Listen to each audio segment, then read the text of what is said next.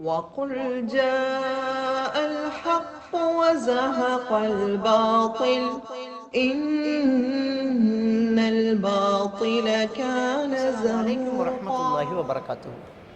இன்னைக்கு நாங்கள் பார்க்கக்கூடிய ஒரு விஷயம் என்னென்றால், ஒரு தாயை தேடக்கூடிய ஒரு மகனுடைய அவலக்குரல் தான்.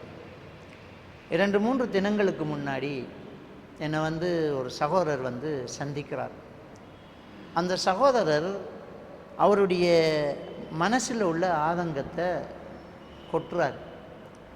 அவர் கிழக்கு மாகாணத்தில் பெட்டிகொள்ள டிஸ்ட்ரிக்டில் வாழ்ந்துக்கிட்டு இருக்கிறவர். நல்லா படித்து நல்ல ஒரு தொழில் அதிபராக இப்போது நல்லா திருமணம் முடித்து குழந்தை குட்டியோடு இருந்துக்கிட்டு இருக்கிறார்.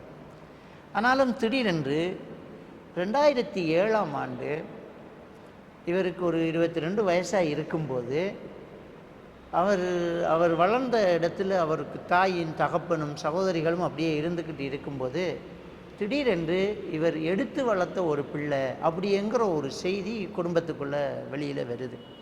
அதை சொல்கிறதுக்கு என்ன காரணம் அப்படின்னு சொன்னால், அந்த குடும்பத்தில் உள்ள ஒரு முக்கிய மார்க்கத்தை தெரிஞ்சு கொண்ட ஒருத்தருக்கு இவர் எடுத்து வளர்க்கப்பட்ட ஒருவர் தான் அப்படிங்கிற ஒரு செய்தி வந்துடுது. வந்தோடனே அங்கே இவரோட சகோதரியாக இருக்கக்கூடிய அந்த அவருக்கு ராத்தா என்று அவர் பழகக்கூடிய அந்த சகோதரிகள் இவருக்கு மஹரம் இல்லையே, அஜ்னபி தானே, அப்போ இதை எப்படி நாங்கள் மறைக்க முடியும், இவருக்கு சொல்லி ஆகணும் அப்படின்ட்டு இந்த தகவலை சொல்கிறாங்க. அவரும் நல்லா கற்றறிந்து புரிந்தவர் தான். அன்றைய தினம் அவருக்கு உலகமே இருண்டு போன மாதிரி இருக்குது.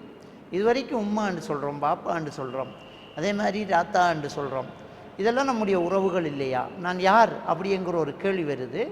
அப்புறம் இவர் அந்த தாய் என்று நம்பிட்டு இருந்த அந்த தாய்கிட்ட இவருடைய ஹிஸ்ட்ரியை கேட்குறார். என்னம்மா ஆச்சு, என்னை எப்படி நீங்கள் எடுத்தீங்க அப்படின்னு கேட்குறாங்க. அவங்க சொல்கிறாங்க, 1986ஆம் ஆண்டு 8ஆம் மாதம் ஒரு குறித்த டேட்டை சொல்லி அந்த டேட்டில் கொழும்பிலிருந்து மட்டக்களப்பு வரக்கூடிய ட்ரெயினில் இவங்க வந்துக்கிட்டு இருக்கிறாங்க.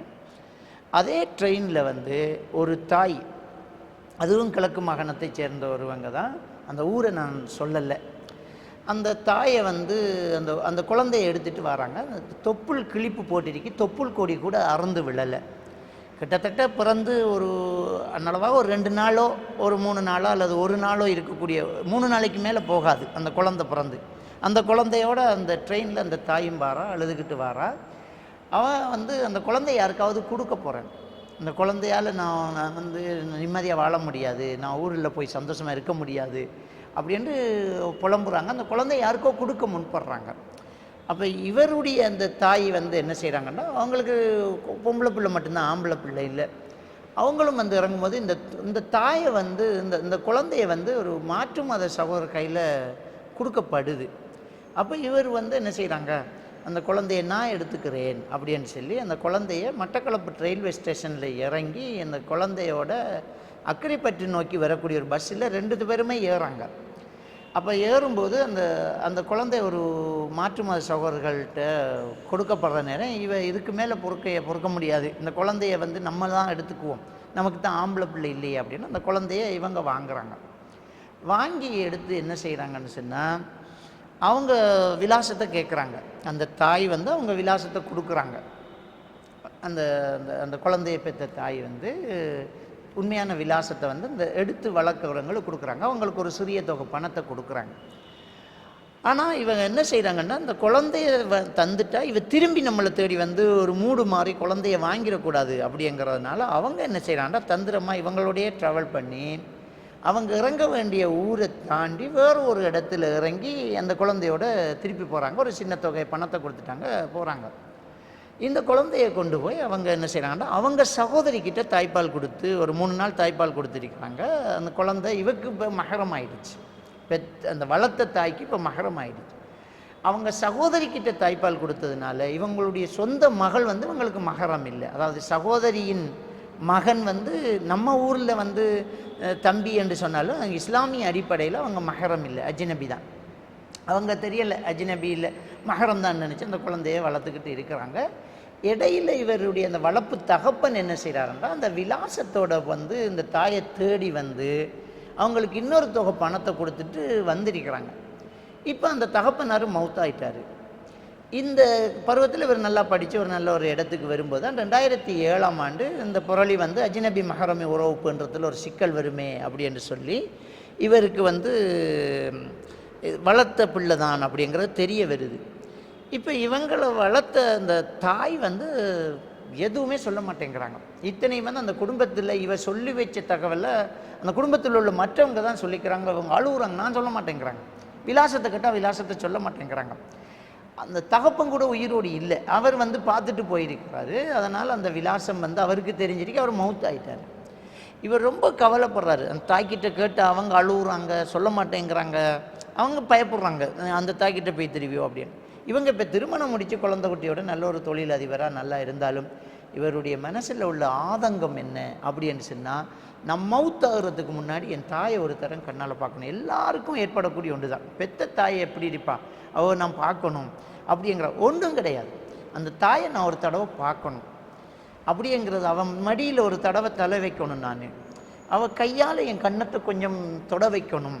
அந்த பாசத்துக்காக ஏங்கக்கூடியவராக இந்த மகன் இப்போ இருந்துக்கிட்டு இருக்கிறார். இந்த வீடியோ நான் ஏன் போடுறேன் அப்படின்னு சொன்னால், இதை நீங்கள் சோசியல் மீடியாக்களை ஷேர் பண்ணுறதன் மூலமாக இன்றைக்கி எப்படியும் ஒரு 65 வயசுக்கு மேலே இருக்கலாம் அந்த தாய். இன்றைக்கி அவங்க உயிரோடு இருப்பாங்களாக இருந்தால் அவங்க இதில் கீழே நான் போடக்கூடிய இந்த நம்பரில் தொடர்பு கொள்ளுங்க. இந்த நம்பரில் வந்து அவர் அந்த அந்த மகன் இருப்பார். இந்த தாய்க்கு சேரும்படியாக இதை ஷேர் பண்ணுங்க. அந்த ஊர் வந்து அக்கரைப்பத்தில் இருந்து கல்முனைக்கு இடையில் உள்ள ஒரு ஊர் தான். நான் ஊரை சொல்ல விரும்பலை, நான் கல்முனைக்கும் அக்கரைப்பத்துக்கும் இடையில் உள்ள ஒரு ஊர் தான். ஏன்னா அந்த ஊரை சொன்னால் சில நேரம் வந்து அந்த மக்களுக்கு அந்த சொந்த ஊர்க்காரங்களுக்கு அது கொஞ்சம் மன உளைச்சல் ஆகுமோன்ற ஒரு விஷயத்தில் அந்த ஊரை நான் சொல்லலை. எப்படியும் அக்கரைப்பத்து கல்முனைக்கு இடையில் உள்ள ஊர் தான். அந்த பிறந்த டேட்டையும் நான் சரியாக சொல்லலை. ஏன்டா அங்கே கால் பண்ணி சொல்லும்போது அவர் வந்து அந்த அந்த ஊர்ஜிதமான தகவலை எடுக்கிறதுக்கு அந்த டேட்டை அந்த தாய்கிட்ட கேட்பாங்க. 8ஆம் மாதம் 1986ஆம் ஆண்டு 8ஆம் மாதம்தான் இந்த சம்பவம் என்ன செய்து நடந்துக்கிட்டு இருக்குது. கீழே போடுற இந்த நம்பர் மூலமாக அந்த மகனை தொடர்பு கொள்ளுங்க. சம்மந்தப்பட்டவங்களுக்கு போய் சேரும்படி இதை கொஞ்சம் ஷேர் பண்ணுங்க. 4 பேர்கிட்ட இதை சொல்லுங்க. எப்படி இந்த ஊர்களில் உள்ளவங்களுக்குள்ள அந்த உண்மையான தாய் இருப்பாங்களா இருந்தால் அவங்க ரகசியமாக ஒரு தடவை ஃபோன் போடுங்க. அவங்கள பப்ளிக் பண்ணாமல் அவரும் ரகசியத்தை பாதுகாக்கிறதுக்கு தயாராக இருக்கார். ஏன்டா நீங்கள் பிறகு வேறு கல்யாணம் முடிச்சு பிள்ளை குட்டிகளோட இருக்கலாம். அப்போ உங்களுக்கு இப்படி ஒரு பிள்ளை ஒன்று இருந்ததை நீங்கள் உங்கள் குடும்பத்தில் தெரியப்படுத்துறதுக்கு நீங்கள் பயப்படலாம். அதெல்லாம் சீக்கிரட் பாதுகாக்கப்படும். நீங்கள் ஃபோனு மட்டும் பண்ணுங்கள். ஒரு தடவை வாழ்க்கையில் மறக்காமல் அவர் மரணிக்கிறதுக்கு முன்னாடி உங்களை பார்க்கணுன்னு ஆசைப்பட்றார். முடிந்த அளவுக்கு ஷேர் பண்ணுங்க. எங்கேயோ அந்த உள்ளம் இருந்து அந்த மகனுடைய ஏக்கத்தை தீர்த்து வைக்கணும் அப்படின்னு அவர் ஆசைப்படுறாரு. அல்லாஹ் தாலா அந்த பாக்கியத்தை அவருக்கு கொடுக்கட்டும். இன்ஷா அல்லாஹ் ஷேர் பண்ணுங்க. அல்லாஹ் போதுமானவன். எல்லாம் வல்ல அல்லாஹ் சுப்ஹானஹு வ தஆலா நம்ம அனைவரையும் ஈமானோடு வாழ வைத்து ஈமானோடு